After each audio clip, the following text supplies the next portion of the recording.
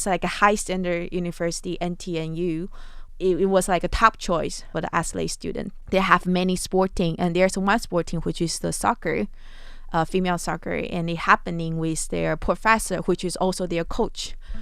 And they have like it's been a long term. It has been exploit the student by making the student to put most of their time in the training, and they couldn't to develop other their habits, their other careers. And even worse is like the professor like pushing the student to become the participant of her experiment on her research. Every year, the National Taiwan Normal University's female football team prepare themselves for a 2-week intense summer training course. They sprinted, they practiced from dawn to dusk. The players, all student athletes, expected the training to be hard, challenging, perhaps pushing them to their physical limits. What they didn't expect was blood drawing, daily, for at least 2 weeks. Most of them endure these human experiments throughout their college years, and some, unable to tolerate the procedures any longer, ultimately chose to leave school, and one of them eventually stepped forward and seek help.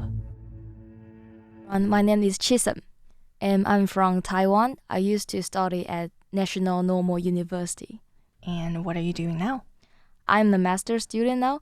I'm studied at Tsinghua University. I'm doing sports psychology. Before, I was an athlete, and also all my friends, almost they're athletes. I just find out there is something very interesting because we always chasing the position. Like, you can join the match, you can go for a championship, you got the champion, but after that, what would you do and what would you feel? Chi-sheng came under the spotlight during a press conference for the victims when she removed the mask and sunglasses meant to conceal her identity and said, I don't think I need to wear sunglasses or disguise my voice. I'm not the one who should be hiding. I have a name. My name is Chien Chi-sheng. So basically, when we were like grade 1, before we get into the university, we already know this kind of situation because we thought that is the thing we should do, and also that is the thing we can help all the female athletes to improve their, maybe at their sport, maybe to help someone to avoid the injury from sports. That is our coach, her PhD study, just how to help people don't get injury. But in the end, we figure out that is not the true thing to do because that is not the trending, and we don't agree. And also, the people who take our blood, he or she don't have the license about medical license. So just the random people and come to take our blood. Also, someone say they don't want to do it anymore. But when someone say that, our coach just say, get out. If you don't want to collaborate, just get out. So someone, because this thing, they quit the school, they didn't get the degree from university. That is the time we figure out this is not the right thing to do. Also, when I was in London, I have a kind of gap year because I was so unhappy in university. So I decided to go abroad for half year. I was in London and play football as well. When we was talking in the pub, because every time we finish football training, we will go to the pub. And I tell my teammate, like, yeah, we will do some sports science. And our coach took blood every day for 2 weeks. And they said, this is not the true thing to do. Why you didn't ask? And one sentence I will remember until now is my teammate tell me, like, are you guys stupid? You guys, your coach told you to jump and you ask how high. Why you don't ask why you jump? And that is the point I realized this is the wrong thing. Do you remember the first time they asked you to give blood?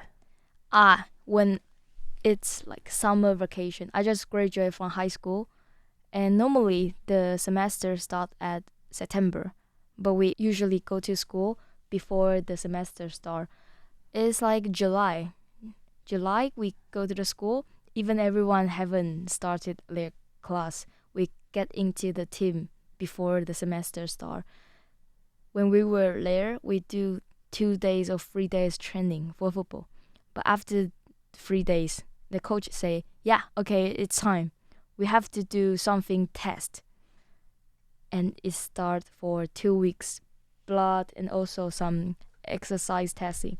I would say the exercise and testing and the like training, we know that is true thing to do, but we don't get it. Why we should take the blood, and no one tell us why we have to and where the blood go to. Until now, we still don't know.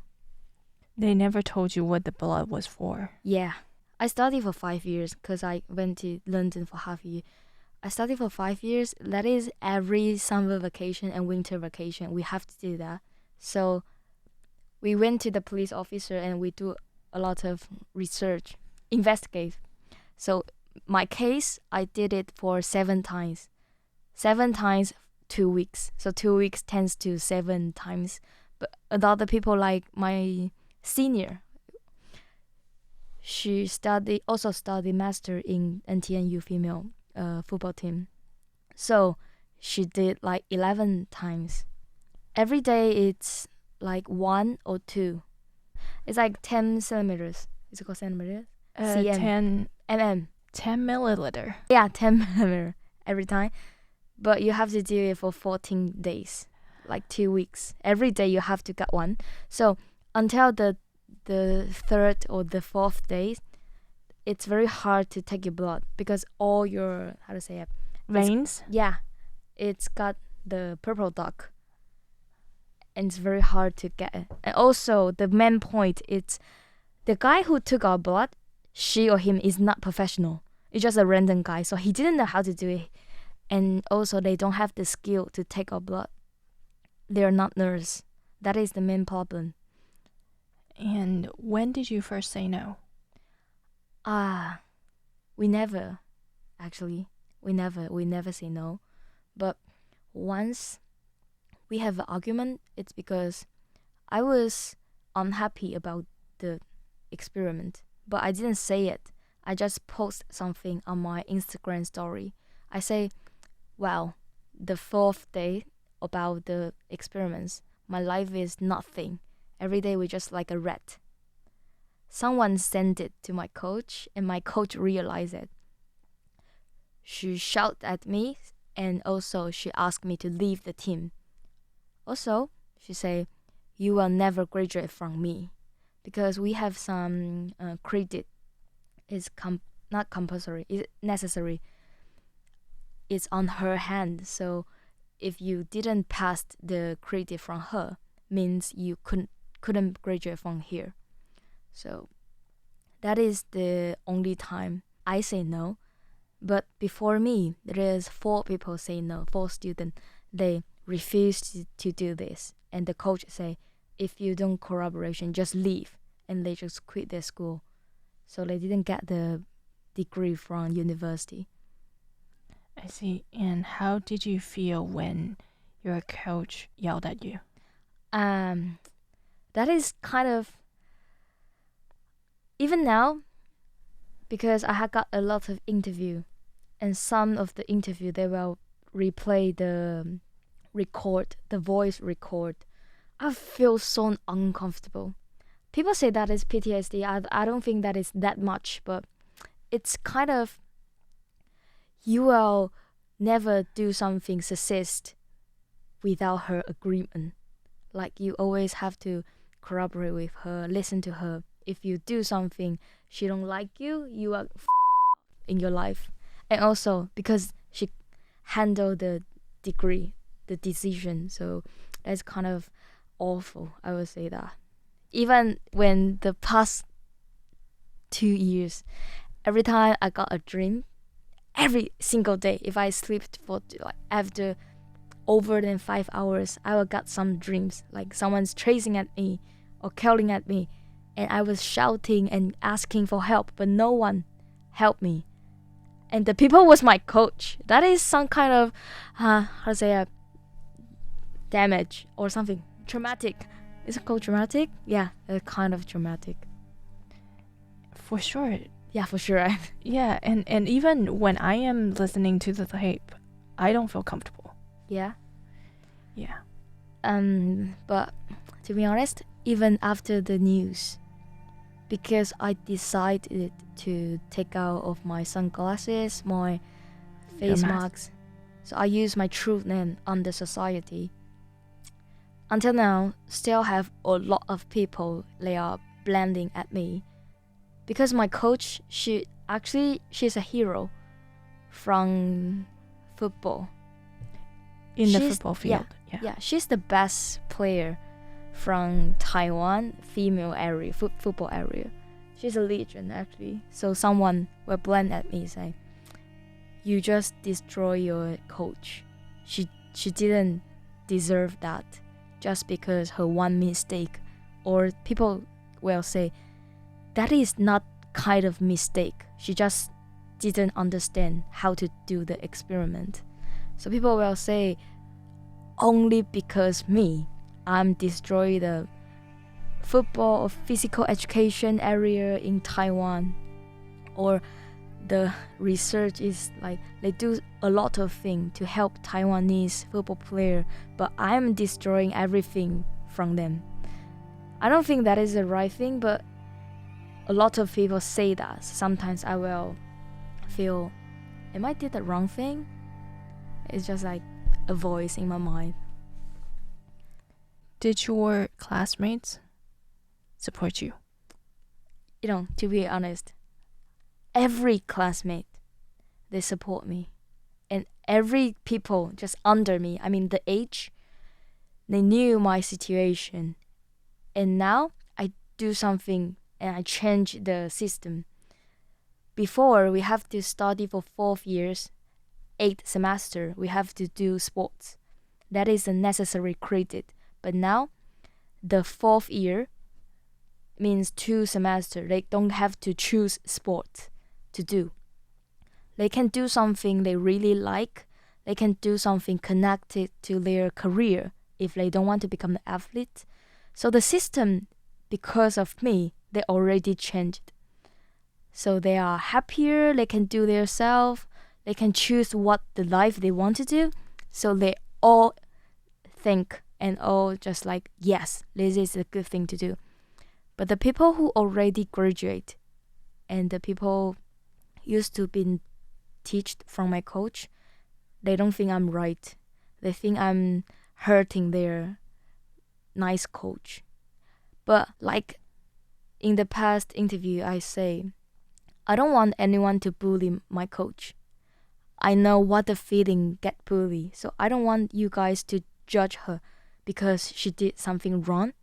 We have to admit she did very well when she was a football player, but actually she did wrong when she was doing this research. But I couldn't control everyone and everyone's mouth. Someone really angry and blame her. I couldn't control that. But also I don't want to see that. But still, it's hurting her. But also something I feel that is her responsibility to take that. And I remember you reported her to NTNU. Yeah. In November 2024. Yes. And tell us what happened. That is so dramatic. That is very ridiculous because the first time we have the interview, the press conference was last year and November. We didn't use the interview, the press conference. The first we used it for, it's a meeting in government. The politician help us to ask why we have to do this. Did you get their consent or not? We just ask from the politician. But the school used the news to say the students say something wrong. They are lying. We didn't do that. They didn't do any kind of investigation and they tell the society, say, the student tell something wrong. They are lying. We didn't do that. That is so ridiculous.